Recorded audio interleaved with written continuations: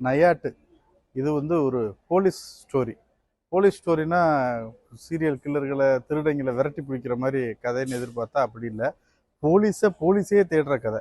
ஒரு 3 போலீஸ்காரர்கள் உண்மையிலே அந்த கதையில் ரொம்ப நல்ல நியாயமான போலீஸ்காரர்களுக்கு சமூக அரசியல் பின்னணியால் ஏற்படுற அழுத்தத்தில் உண்டாகிற பிரச்சனைகள், அதுலேருந்து அவங்க தப்பிச்சு போடுறதுக்கு படுற பாடு, கடைசியில் தப்பிச்சாங்களா இல்லையான்னு காட்டுற கதை தான் இந்த நயாட்டு.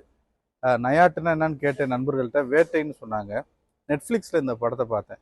ரொம்ப ஒரு விறுவிறுப்பான கதைக்களம் கடைசி வரைக்கும்.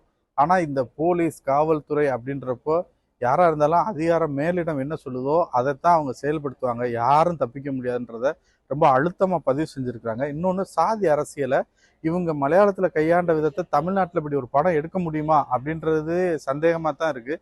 ஏன்னா அந்த மாதிரி ஒரு பிரச்சனையை இந்த படத்தில் பேசியிருக்கிறாங்க. முழுக்க முழுக்க படம் தொடங்குலேருந்து கடைசி வரைக்கும் விறுவிறுப்பு குறையாது. கடைசியில் அந்த கதாநாயகன் சொல்லிட்டு சாவான், 20 வருஷமா ஒரு வேட்டைப்பட்டி மாதிரி சுற்றின வேட்டை நாய் மாதிரி அவங்க என்ன செய்வாங்கன்னு எனக்கு தெரியும்னு சொல்லிட்டு போலீஸ் நினைச்சா அவ்வளோதான் அப்படின்றத ரொம்ப வெளிப்படையாக சொல்லிட்டு கடைசியில் தூக்கு போட்டு செத்து போகிற மாதிரி படம் முடிஞ்சிருக்கும். ஒரு விறுவிறுப்பான படம். அதே நேரத்தில் உண்மையை காவல்துறை மற்றும் சமூக அரசியலின் இயல்பான அழுத்தத்தை அதே அழுத்தத்தோட பதிவு செஞ்சிருக்க படம் தான் இந்த நயாட்டு.